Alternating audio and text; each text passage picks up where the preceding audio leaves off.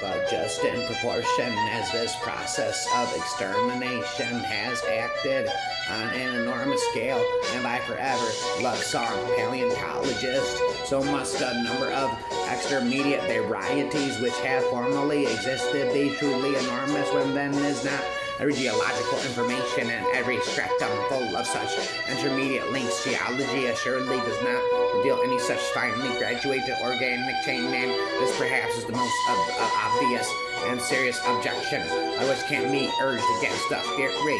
The explanation lies, as I believe, in the extreme imperfection of the geological record.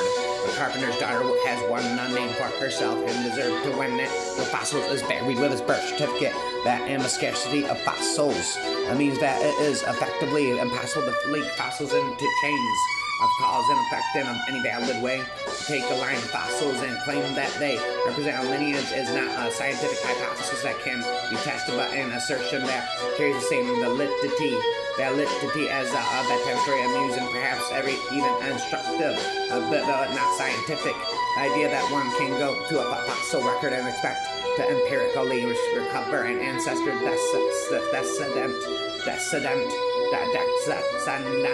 sequence, be it of species, genera, families, or whatever, has been and continues to be a pernicious illusion. The phrase "a fossil record" sounds impressive and authoritarian, utilitarian, as once used by some persons anti-establishmentarianism, supercalifragilistic, person it becomes as intended, intimidate, and taken on the aura of a satiric truth as expounded by an elite class of specialists. But what is it really? The fossil record? Only data in search of interpretational claims to the contrary that they know, and I know several, are so much a superstition. The worse the country, the more tortured it is by water or wind, the more broken and carved, the more it attracts fossil hunters who depend on the planet to open itself to us.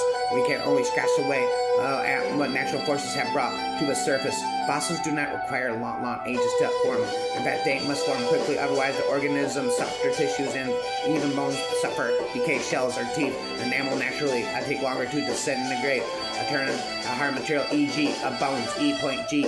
bones, into fossils is easy in a lab setting. But in 1993, scientists were even able to make fossils from soft animal tissues. New York Times Science Watch report scientists have for the first time produced fossils of soft animal tissues in the laboratory. In the process, they discovered that most of the prostate required for the fossilization of small animal carcasses becomes from within the animal itself. There's no denying that by the dawn of a companion sub-interval of the latest Cretaceous, getting about 84 million years ago, Tyrannosaurus rex had risen up to the top of the food chain pyramid. During the final 20 million years of Cretaceous, Tyrannosaurus rex flourished, ruling the river valleys, lakeshores, floodplains, forests, and desert of North America and Asia. And there's no mistaking their signature look. Huge head, athletic body, fat arms, muscular legs, long tail. They bit so hard that they crunched through the bones of their prey.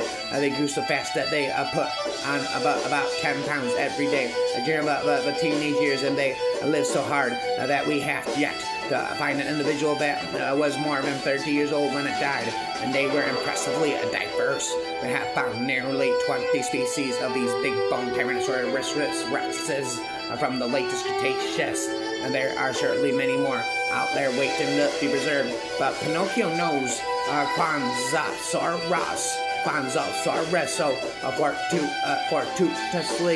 fortuitously discovered by the still anonymous backhoe operator at the Chinese construction site is one of the latest examples, just as Brown and Osborne grasped over 100 million years ago, when they were the first humans to set eyes on Tyrannosaurus rex, T-Rex, T-Y-R-A-N-O-S-A-U-R-E-S-R-E-X, T-Rex, and his brethren really were the kings of the dinosaur world. It goes without saying, but T-Rex was huge. Adults were about 2 feet, 13 meters long, and weighed in the ballpark of 7 or 8 tons. based on those equations from a few chapters ago, which calculate body weight from the thickness of the thigh bone. These proportions are off the charts for carnivorous dinosaurs, the rulers of the Jurassic, the butcher, Allosaurus, Tyrannosaurus, Torobosaurus, and their kin. They go up to about 35 feet, 10 meters long, and a few tons monsters to be sure, but they had nothing on T-Rex, Tyrannosaurus Rex,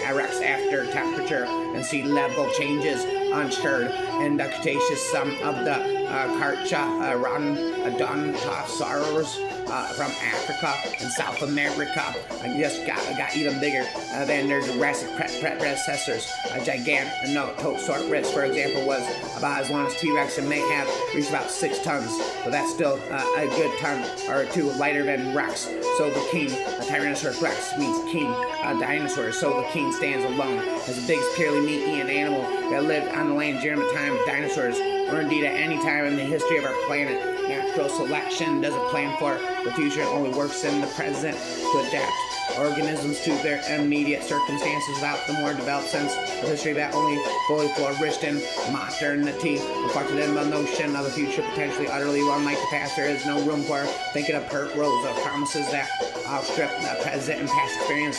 When we think of the age of the dinosaurs, our minds go straight to T-Rex, Tyrannosaurus, T-Rex, T-Rex, and Triceratops, but rarely during the Cretaceous, the most successful dinosaurs of all in terms of their diversity, a global reach, and mastery of a new lifestyle, war of the birds. According to the U.S. Fish and Wildlife Service, more than 3.2 billion birds needlessly die each year. Within the borders of the United States, the vast majority are enslaved by a serial killer we allow into our homes, onto our sofas, around our children, domestic cats, our feline pets. I kill some 2.4 billion birds every year, many of them songbirds like sparrows, warblers, and blackbirds. The Great Hall of Dinosaurs at Yale's Peabody Day Museum may not build itself as a place of spiritual pilgrimage, but that's sure what it feels like to me.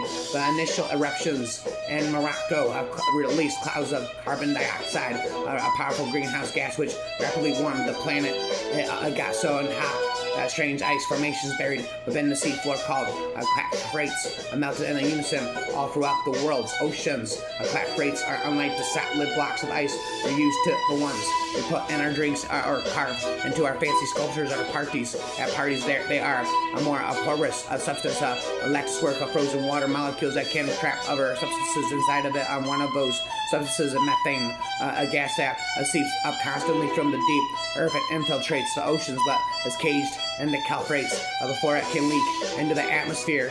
Methane is nasty. It's an even more powerful greenhouse gas than carbon dioxide, packing an earth warm and punch over 35 times as great. So when the first torrent of volcanic carbon dioxide increased global temperatures and melted the clathrates, all that once trapped methane was suddenly released. The initiated runaway train of global warming, the amount of greenhouse gas in the atmosphere approximately quadrupled within a few tens of thousands of years, and temperatures increased by 3 or 4 degrees Celsius. I am by forever love song paleontologist.